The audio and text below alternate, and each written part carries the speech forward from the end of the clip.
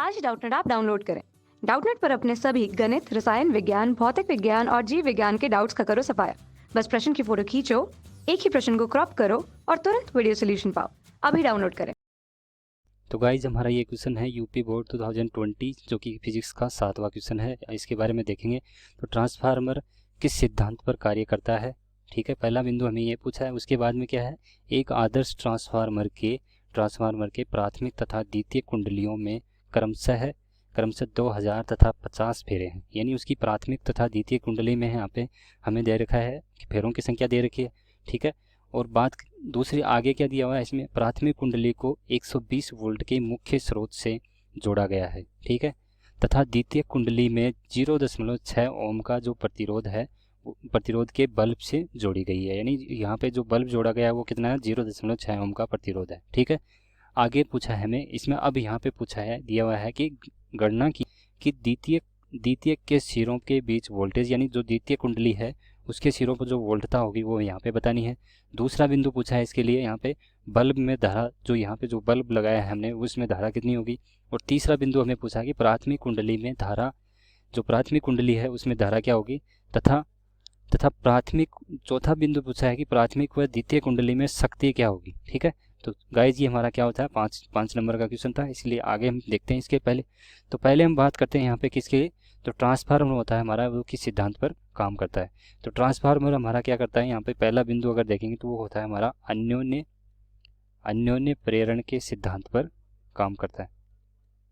अन्योन्य प्रेरण के सिद्धांत पर काम करता है। ठीक है, तो पहला तो बिंदु हो गया। अब इसके लिए हम लिखते हैं, तो कैसे लिखते हैं इसको, तो इसको लिखते हैं कि एक कुंडली में अन्योन्य प्रेरण क्या है, किसी, अगर मान लेते हैं हमारे पास क्या है, एक कुंडली है, इस तरीके से किसी एक कुंडली में अगर धारा की जाए, दूसरी कुंडली अगर उसके पास में रख देते हैं, तो दूसरी कुंडली में भी क्या हो जाता है, यहाँ पे प्रेरित विद्युत भागफल उत्पन्न हो जाता है, जिसको हम इस घटना को क्या बोलते हैं, यहाँ पे एक तरह से अन्योन्य प्रेरण का सिद्धांत बोलते हैं।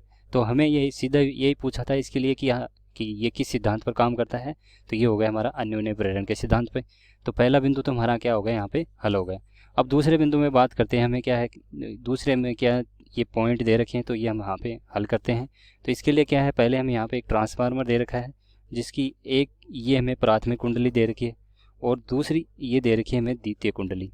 ठीक है, द्वितीय कुंडली दे रखी है, और यहाँ पे जो इसकी जो वोल्टता लगाई गई है, यहाँ पे V बराबर, जो कि हमें कितना दिया गया है, वोल्टता जो लगा रखी है, वो वोल्टता लगा रखी है यहाँ पे 120 वोल्ट। ठीक है, 120 वोल्ट है। और इसमें जो प्राथमिक कुंडली में जो घेरों की संख्या है, जो कि हमारी N1 बराबर हमें दे रखी है, यहाँ पे कितनी है, 2000 है। ठीक है, और N2 ये हो गई N1, और यहाँ पे इसमें द्वितीय कुंडली ये होगी इसकी, तो ये इसमें कितना दे रखा है हमें, N2 बराबर दे रखा है यहाँ पे 50। ठीक है, 50 है फेरों की संख्या। अब इसके बाद में आगे हमें यहाँ पे एक बल्ब लगा दिया एक तरह के, ये क्या हो गया, हमारा बल्ब हो गया। ठीक है, बल्ब लगा दिया, और इस बल्ब का जो प्रतिरोध है R बराबर, जो हमें यहाँ पे दे रखा है कितना, 0 इसमें के सिरों में वोल्ट होती है। तो यहाँ देखें इसके द्वितीय कुंडली के सिरों पे अगर वोल्टता का मान देखते हैं, तो यहाँ पे जो इसका जो प्रेरित विद्युत भागफल हमारा दोनों का, अगर यहाँ पे इसकी प्राथमिक कुंडली में अगर इसको मान, इसकी द्वितीय कुंडली में यहाँ पे जो वोल्टता है, इसका अगर मान हमारा क्या है, VS है। ठीक है, तो यहाँ से अगर मान लेते हैं, इसमें मान लिया हमने धारा क्या जा रही है, प्राथमिक कुंडली की धारा IP है, और इसमें यहाँ से धारा जा रही है वो क्या है, IS है, सेकेंडरी। ठीक है, तो इन का जो अनुपात होता है हमारा यहाँ पे क्या होता है, तो हमारा यहाँ पे होता है कि VS बटा VP बराबर क्या होता है, यहाँ से VS बटा VP NS बटा NP बराबर ये होता है यहाँ पे IP बटा IS। ये मान कैसे आता है, इसके लिए अगर देखें तो यहाँ पे अगर इसका विद्युत भागफल हम निकालते हैं, मान कुंडली है, इसका विद्युत भागफल VP अगर निकालेंगे तो क्या हो जाएगा, यहाँ से N1 d∅dt माइनस में आता है, जो कि d∅dt। तो यहाँ पे इसको अगर दोनों को हल करके जो मान आता है, दोनों का अनुपात निकालते हैं, तो यहाँ पे हमारा क्या होता है, ये एक तरह से ये संबंध आता है। अब इस संबंध का हम यहाँ पे उपयोग करके इस प्रश्न को पूरे को हल करेंगे यहाँ पे। ठीक है, तो देखेंगे पहले हमारे पास क्या है, पहले हमें दिया है कि इसकी वोल्टता का मान निकालो, द्वितीय कुंडली में वोल्टता है, तो पहले अगर वोल्टता पूछिए तो यहाँ पे, लेकिन हमें यहाँ पे क्या दे रखा है, घेरों की संख्या दे रखी है। तो इसका मतलब ये मैं क्या है, यहाँ पे ये समीकरण इसका लिए यूज़ कर सकता हूँ, उपयोग में ला सकता हूँ। तो ये अगर इसको उपयोग में लाएंगे पहला बिंदु हल करने के लिए, VS बटा VP बराबर NS बटा NP, यानी प्राथमिक कुंडली की वोल्टता नहीं, द्वितीय कुंडली की वोल्टता बटा प्राथमिक कुंडली की वोल्टता बराबर किसके, द्वितीय कुंडली में घेरों की संख्या बटा प्राथमिक कुंडली में घेरों की संख्या। ठीक है, अब हमें यहाँ पे जो प्राथमिक कुंडली है जो कि क्या है, जिसको हमने NP माना है और यहाँ पे ये NS है, तो इसको हमने NP और NS नाम दे दिया। तो ये दोनों मान दिए हुए हैं।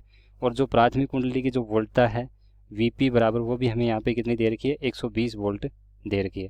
तो ये मैंने लिख दिया यहाँ पे 120 वोल्ट। ठीक है, तो यहाँ से ये सब मान इसमें दिए हुए हैं, तो यहाँ पे अगर निकालेंगे इसका मान तो VS बटा 120 बराबर सेकेंडरी में जो द्वितीय कुंड उसमें हमें दे रखी है यहाँ पे फेरों की संख्या कितनी है, 50 है।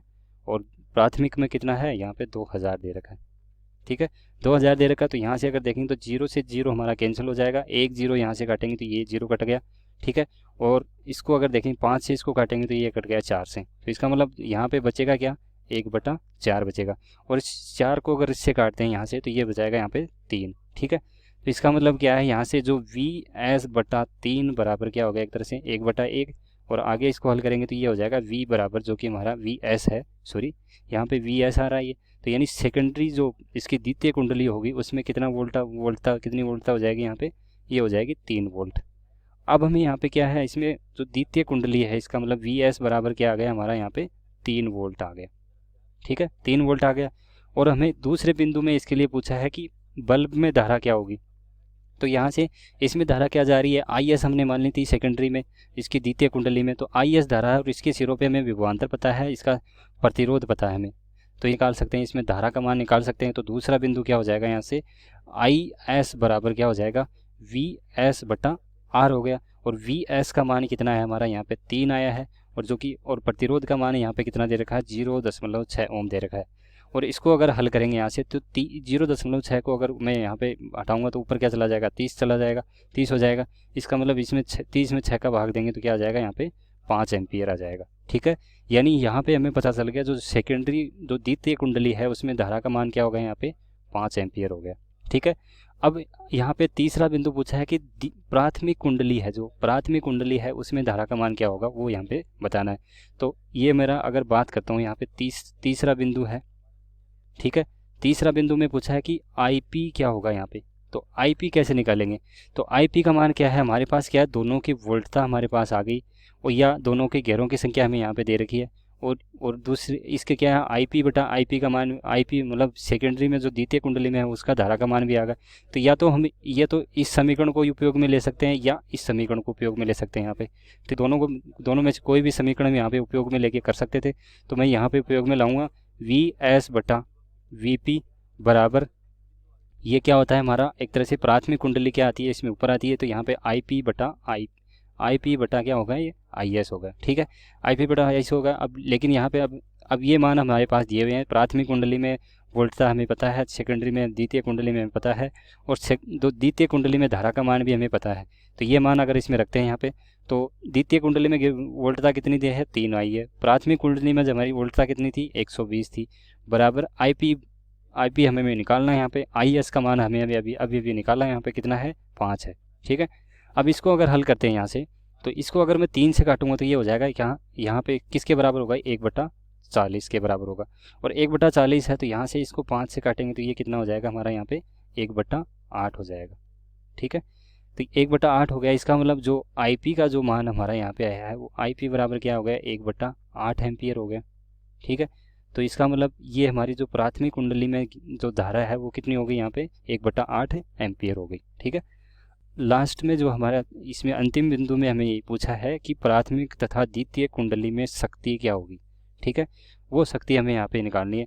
तो इसके लिए अगर देखें तो यहाँ पे शक्ति का मान क्या होना चाहिए, हमारे पास धारा, प्राथमिक कुंडली में धारा तथा दूसरी उसकी वोल्टता हमें दे रखी है। तो शक्ति बराबर क्या हो जाएगा, यहाँ से अगर अंतिम बिंदु अगर हल करेंगे तो इसके लिए P बराबर क्या हो जाएगा, यहाँ पे अगर प्राथमिक कुंडली का निकालना चाहूँगा, किसके लिए, प्राथमिक की कुंडली के लिए। ठीक है, प्राथमिक कुंडली के लिए अगर निकालूंगा तो P बराबर क्या होगा हमारा, VI हो जाएगा। यानी वोल्टता तथा धारा के गुणनफल को क्या बोलते हैं, ये मतलब शक्ति बोलते हैं। तो यहाँ पे अगर देखेंगे तो P किसके लिए, प्राथमिक के लिए, तो P मैंने छोटा p नीचे लगा दिया इसके, और ये हो जाएगा VP गुणा IP। ठीक है, और VP का मान हमें पता है कितना है प्राथमिक कुंडली में, ये दे रखा है हमें 120 और प्राथमिक कुंडली में धारा कितनी है हमारी 1/8, ठीक है, एम्पियर है। तो यहाँ से अगर इसको हल करेंगे तो इसको पहले इससे काटेंगे, 4 से काटेंगे तो 2 बार जाएगा, ये आ जाएगा यहाँ पे 3 बार, ठीक है। और इसको 2 से दोबारा काटेंगे तो ये आ जाएगा हमारा यहाँ पे 15 वाट, ठीक। अब हमें पता है कि अगर यहाँ पे अगर एक तरह से दूसरी बार एक सिंपल तरीके से सोचें तो यहाँ से हमने जितनी शक्ति यहाँ पे एक तरह से इसको दी है उतनी शक्ति यहाँ पे एक तरह से बाहर निकलेगी, उतनी शक्ति का मान क्या होना चाहिए, इसमें बराबर होना चाहिए। तो इसका मतलब अगर देखें तो अगर दूसरे परिपथ में यानी द्वितीय कुंडली में अगर निकालना चाहेंगे तो द्वितीय कुंडली के यानी क्या होना चाहिए, VS गुणा IS होना चाहिए। और VS का मान द्वितीय कुंडली के लिए क्या है, हमारा 3 आया है, और धारा कितनी है उसकी 5 है। तो यहाँ से धारा उसके लिए भी क्या हो जाएगा, यहाँ पे 15 वाट हो जाएगा। यानी यहाँ पे शक्ति का मान क्या रहेगा, इसके लिए दोनों के लिए नियत रहेगा। तो इस तरीके से हम यहाँ पे इस प्रश्न को हल कर सकते थे, ठीक है। तो सभी बिंदु हमारे यहाँ पे इस तरीके से हल हो गए, ठीक है। कक्षा 6वीं से 12वीं से लेकर नीट, IIT, JEE वो एडवांस के लेवल तक 1 करोड़ से ज्यादा छात्रों का भरोसा। आज ही डाउनलोड करें डाउटनेट ऐप या व्हाट्सएप करें अपने सारे डाउट्स 8400 400 400 पर।